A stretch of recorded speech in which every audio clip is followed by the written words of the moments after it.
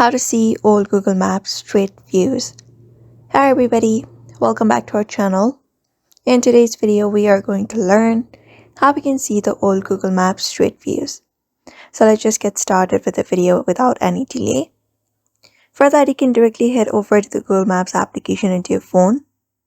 And once you are here, all you need to do is go ahead and locate out the street location in your Google Maps. You can use the search bar in order to find that, or you can use the map itself. Once you've located your location, you just need to long press on it. For example, I'm long pressing on the street, and when you go ahead and do that, you'll be finding a picture right beside in this corner. You just need to go ahead and tap on it. Once tapped on it, you'll be finding the street view of that particular location.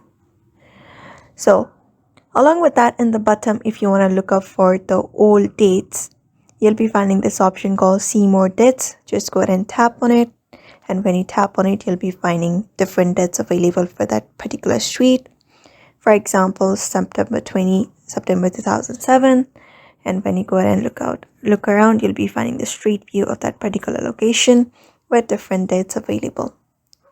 So that is it. That is basically how you see the old Google Maps street views and travel back in time.